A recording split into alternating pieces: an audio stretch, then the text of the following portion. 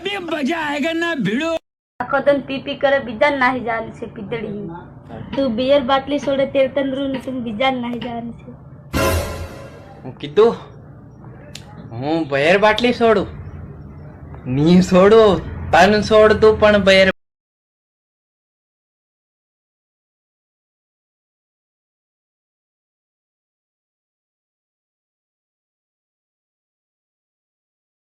Hello દોસ્તો, સ્વાગત કરું છું બધાનું અમારી યુટ્યુબ ચેનલની અંદર. તો દોસ્તો, અત્યારે તમે ડેમો સ્ટેટસ જોઈએ એવું સ્ટેટસ બનાવવા માટે અલાઇટ મોશનની જરૂરત પડશે. અલાઇટ મોશન તમારા મોબાઈલમાં મોજૂદ ના હોય તો વિડીયોની ડિસ્ક્રિપ્શનમાં લિંક છે, તેથી ડાઉનલોડ કરી લેજો.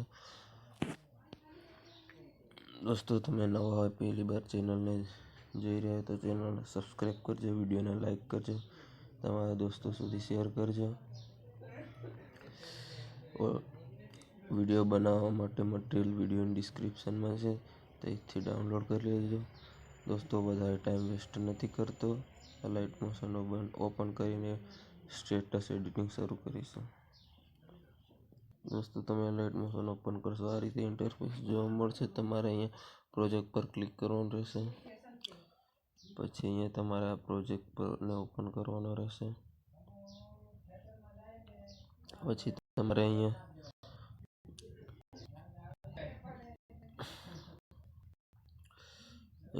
તમારે 16.13 સેકન્ડ પર આવી જવાનું. પ્લસ વાળા આઇકન પર ક્લિક કરવાનું, મીડિયા પર ક્લિક કરવાનું, અહીંયાથી ઓલ સિલેક્ટ કરી દેવાનું રહેશે. પછી અહીંયા તમારા બધા ફોટા ખુલીને આવી જશે. તમારે કોઈ પણ એક ફોટો અહીંયા સિલેક્ટ કરવાનો રહેશે. હું આ ફોટો સિલેક્ટ કરું છું. પછી આ રીતે ફોટો સિલેક્ટ કરી ઉપર 3 ડોટ બિંદુ પર ક્લિક કરવાનું રહેશે. પછી પાંચમા નંબર પર તમારે ફિલ કોન્ફર્મેશન એરિયા પર ક્લિક કરી દેવાનું. આ રીતે તમારો ફોટો થઈ જશે. પછી ત્યાં મૂવ ઓન ટ્રાન્સફર પર ક્લિક કરવાનું. ફોટોને આ તરફ ખેંચી લેવાનો, સેન્ટરમાં રાખી દેવાનો આ રીતે. પછી ખાલી જગ્યા પર ક્લિક કરી દેવાનું રહેશે.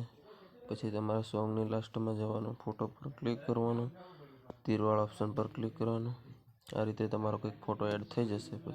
પછી ફર્સ્ટમાં જવાનું, ફોટો પર આંગળી રાખી ફોટાને ચેક નીચે લઈ લેવાનો. આ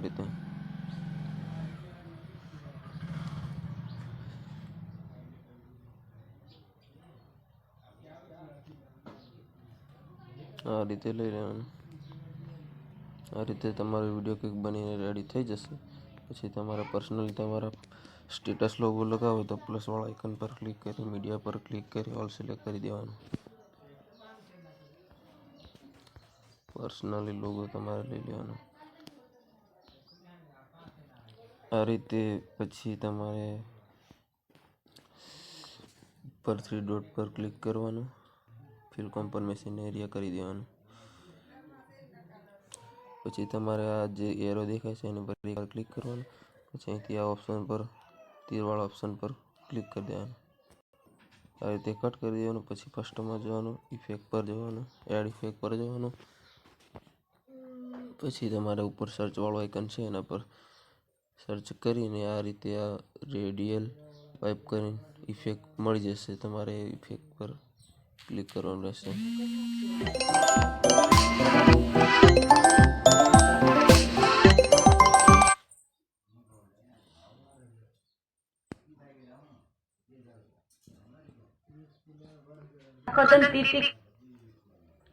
આ રીતે પછી તમારે આ જે સાઈડમાં પ્લસ વાળો આઇકન છે એની પર ક્લિક કરી દેવાનું. પછી તમારે આ રીતે ખેંચી લેવાનું. પછી પાછું આ ઉપર એ તીર છે એને ક્લિક કરવાનું. પછી આ તરફ ખેંચી લેવાનું.